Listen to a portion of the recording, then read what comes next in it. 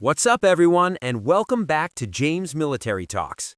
Today, we're breaking down one of the most significant military escalations in recent maritime history. The geopolitical tension in the Middle East has finally reached a boiling point, centered directly on the Strait of Hormuz.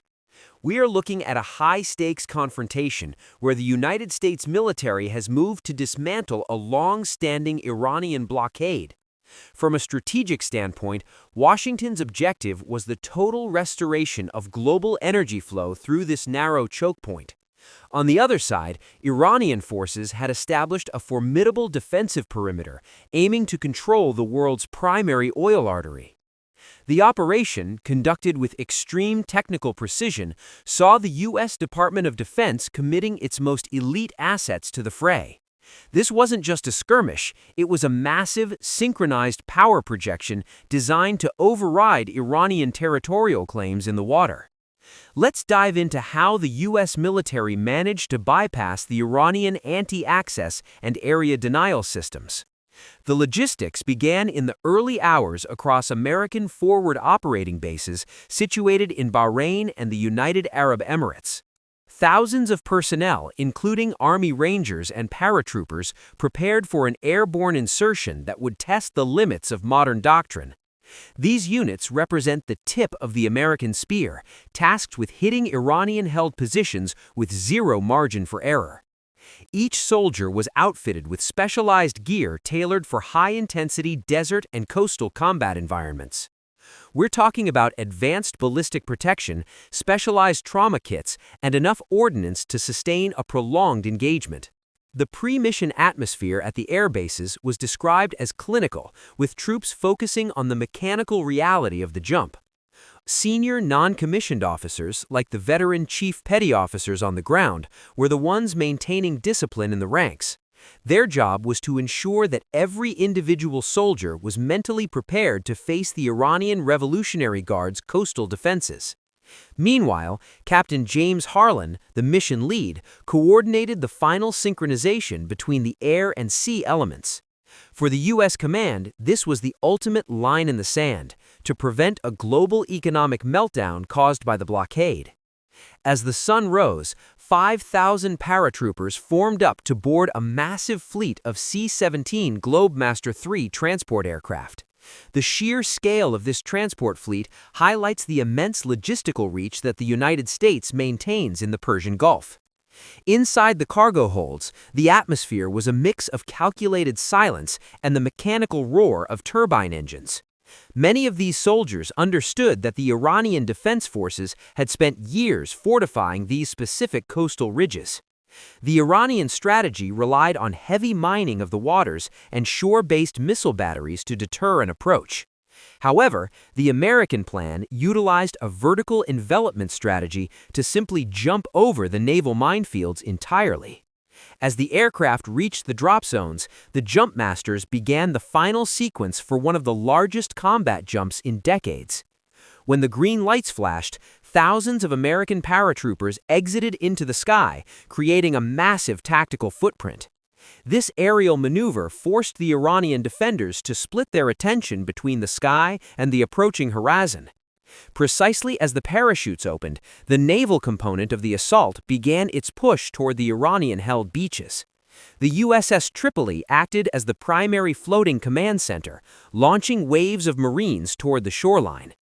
We saw a mix of LCAC hovercraft and CH-53E heavy-lift helicopters rushing toward the Iranian coastal fortifications.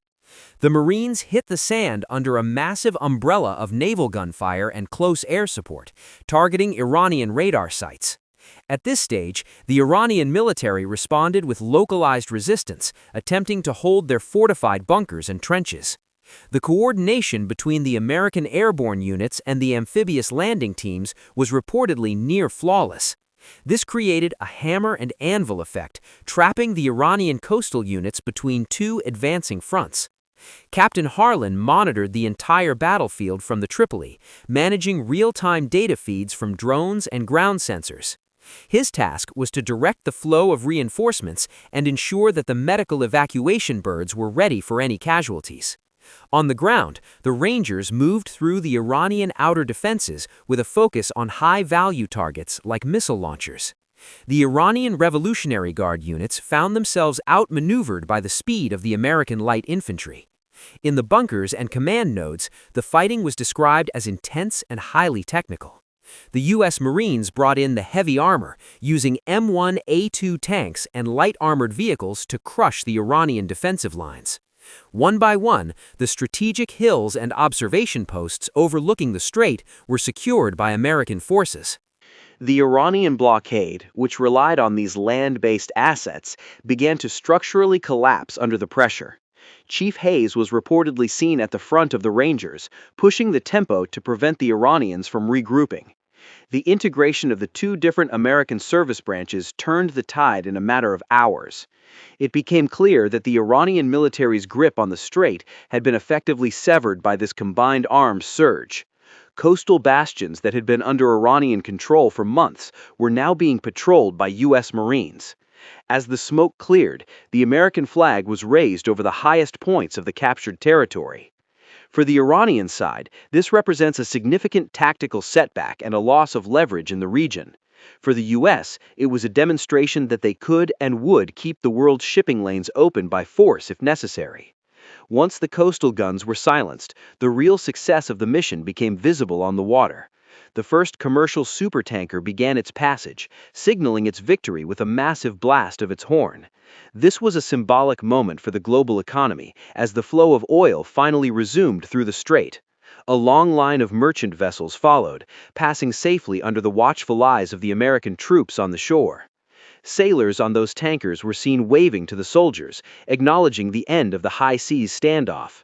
Back on the beach, Captain Harlan and Chief Hayes met to survey the newly secured perimeter.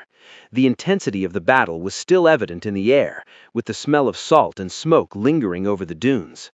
Harlan addressed his officers, noting that the mission had successfully re-established the principle of free navigation.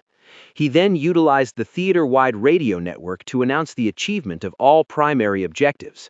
His message was clear: Operation Strait Freedom had successfully neutralized the Iranian blockade of the waterway. He gave credit to the Rangers, the paratroopers, and the Marines for their role in this complex tactical victory. With the mission objectives met, the American command began the process of transitioning to a security posture. The soldiers were told to prepare their gear for the eventual withdrawal back to their home bases.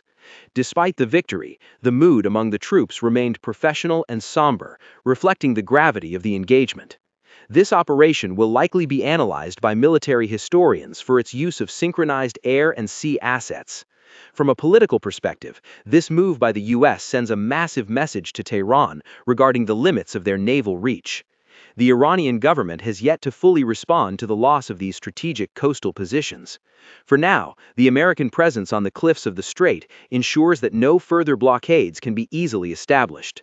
The soldiers on the ground shared a few moments of reflection, exchanging stories of the jump and the beach assault. There were no victory parades on the sand, just the disciplined work of soldiers securing a volatile area. The silence that followed the combat was a stark contrast to the thunder of the initial invasion. The world's eyes remained fixed on this region to see how the Iranian leadership will pivot after this confrontation. But for the moment, the immediate threat to the global energy supply has been effectively neutralized by American intervention.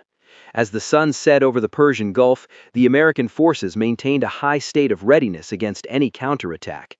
The logistics of the withdrawal began shortly after, with the same precision seen during the initial insertion. Each unit carried home the experience of a mission that changed the geopolitical map in a single day. Freedom of navigation is a core pillar of international law, and this operation was a direct enforcement of that rule. The Strait of Hormuz is once again an open corridor, but the scars of the battle remain on the landscape. It's a reminder of how quickly modern tensions can escalate into full-scale kinetic warfare between major powers. The American promise to protect these waters was kept, but the long-term regional stability remains a question mark. Thanks for watching this breakdown on James Military Talks. Stay tuned for more updates as this geopolitical situation continues to evolve.